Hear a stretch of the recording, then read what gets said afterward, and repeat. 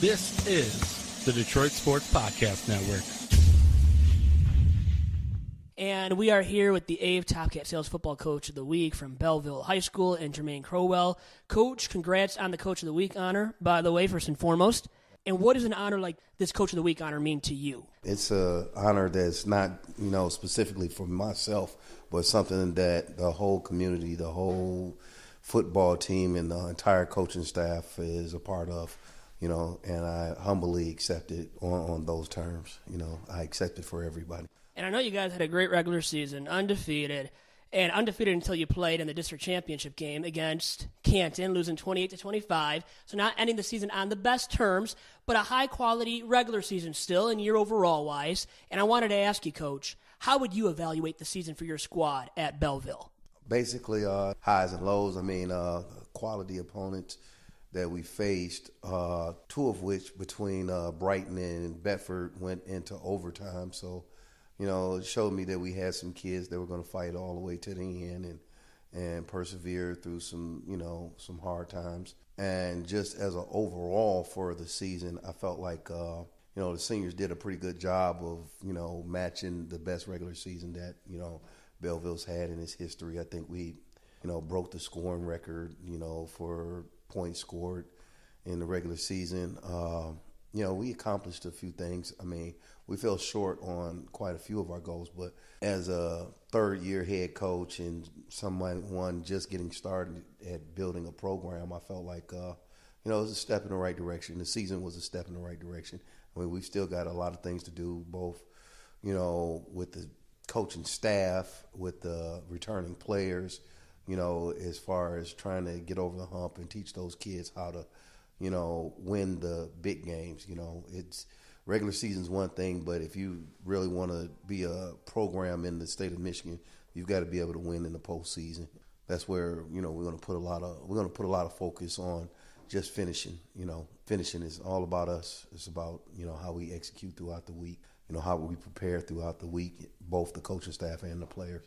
So you learn, you take the things that you didn't do well from the season past, and you try to work on them, and so that you can come back a little bit better, a little bit more prepared. And I know you have some high-quality players returning for next year, too. Two juniors that I wanted to talk about in four-star junior cornerback and wide receiver Julian Barnett, also five-star offensive tackle Devontae Dobbs. How would you evaluate the play of those two guys this season? Every time someone puts stars in front of their names, I'd be like, wow. They're just regular guys to us. I felt like Dobbs, he struggled the entire year. He had a shoulder problem. His shoulder kept popping out of place, and we didn't want to put it out there publicly, but his shoulder kept popping out of place, which prevented him from playing really both ways and probably playing to the best of his ability. Focus on him getting healed up and focus on him coming back a lot stronger and a lot more aggressive and mentally prepared to battle through 14 weeks. And as far as Julian goes, Julian's another kid running around at about 6'2", 190 pounds, and he still looks slim. So put a little bit of weight on him. He have a good track season. I think that's gonna do a lot to help him battle through, because he was banged up throughout this year.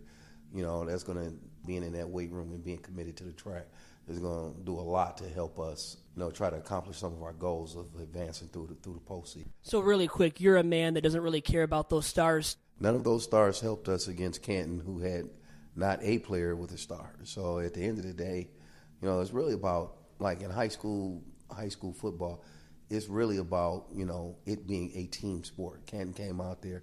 They didn't give us any surprises. They did what they do, and they were committed to it. And all the kids bought in.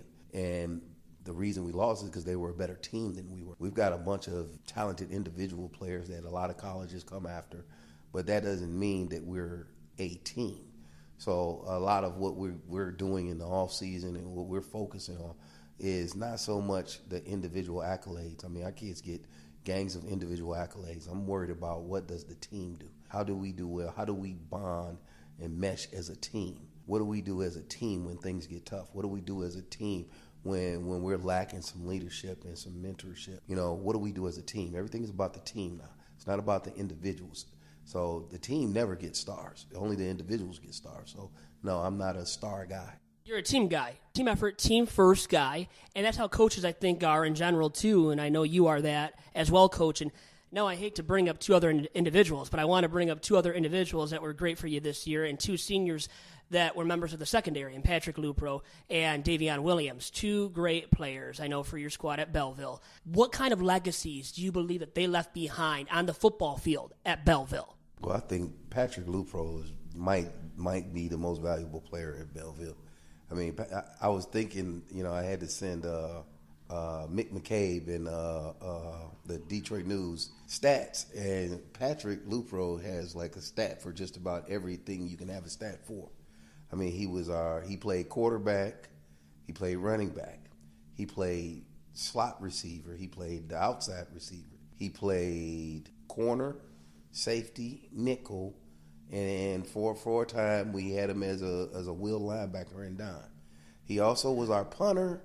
He also was our placeholder, and he was a punt returner and kick returner. So yeah, Patrick Lupro is a different guy, and I think honestly because he does so many things well, I think we might have overwhelmed him towards the end because we gave him so many jobs. It's not often that you have a player that's that versatile and that is that competitive and really wants to do whatever it takes for the team to be successful. So yeah, Patrick Lupro, he's a different kind of kid.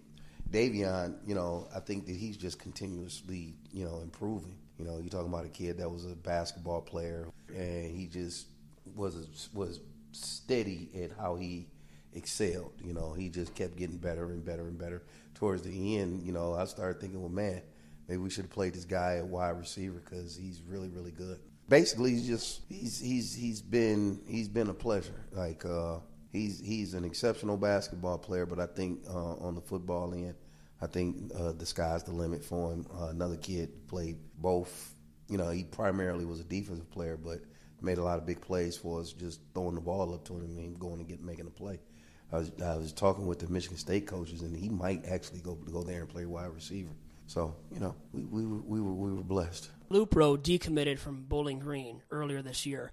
What's the latest on his recruiting front, if you can share anything, and you're willing to, Coach? I mean, he's got a lot of guys looking at him. I mean, you're talking about Syracuse, Eastern, Buffalo, Central, Cincinnati, Miami.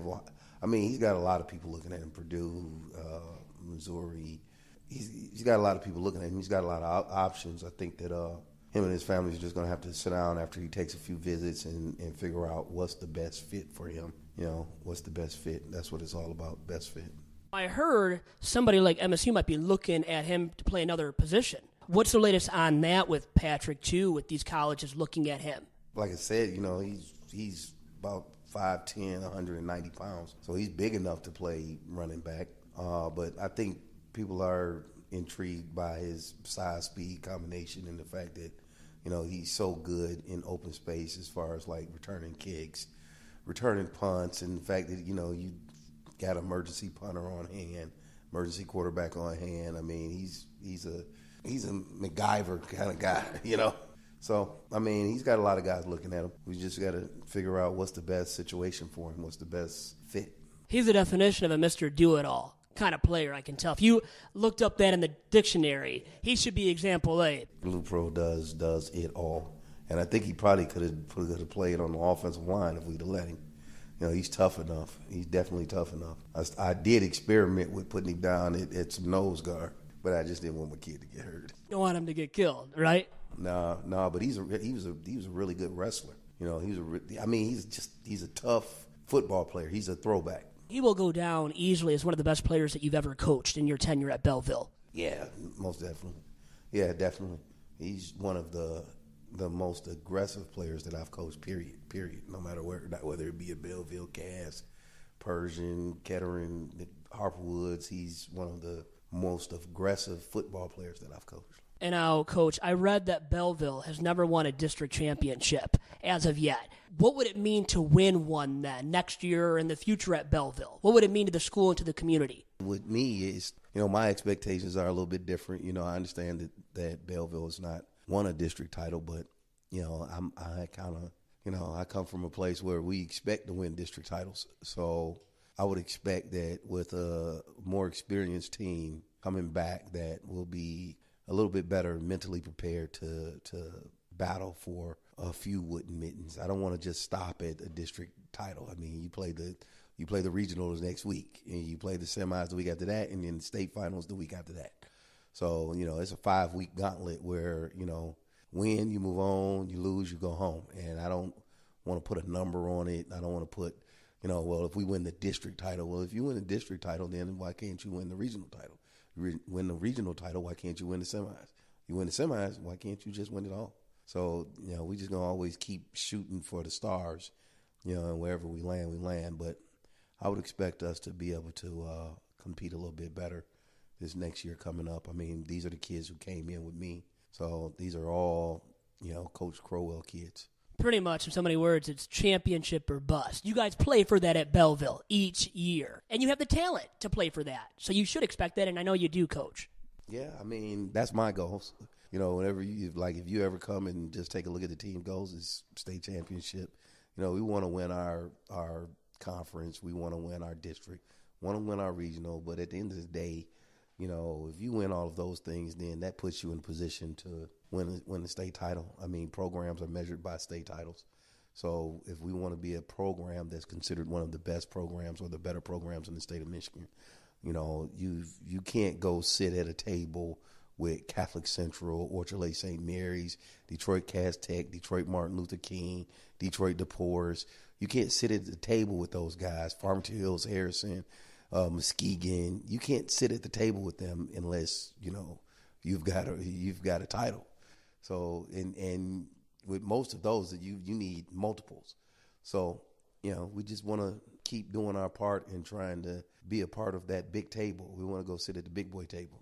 And one day you might be accepted at the big boy table if you start winning some state titles at Belleville. And really quick, also wanted to ask you about your freshman passer, Christian Dureed. Is that how you say his name, by the way, Coach? How much did he develop from game one to the end of the season for you?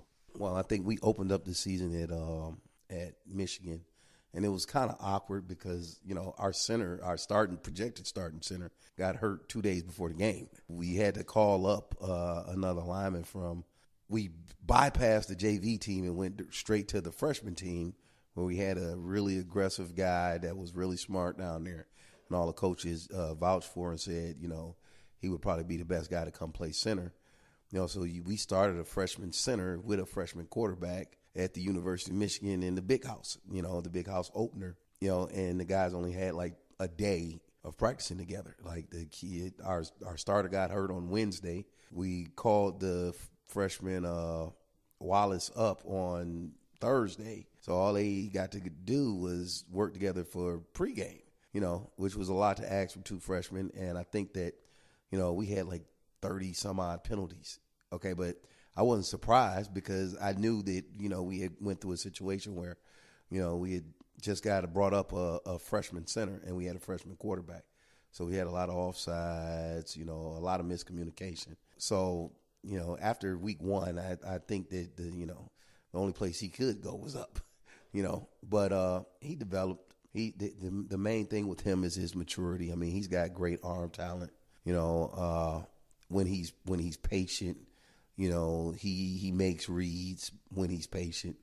Got to get him out of just wanting to throw the deep ball because we've got a lot of good athletes. So him and Julian have developed a relationship where he just looks for Julian, and I want to try to get him up out of that because we've got a lot of, we've got a lot of talent. We've got a lot of other good receivers. So this off season, it'll be a lot about making sure he understands where his reads are, where he can get the ball out of his hands, and we'll be able to see come week one because it looks like we open it up with Brighton again. So we'll be able to see week one how much progress he's made. Coach, very good stuff from you. Really appreciate the time. Best of luck to you next season then as well. And you know what? A great season. I know you came up short once again, but a great season for you guys at Belleville and on to bigger and better things next season then.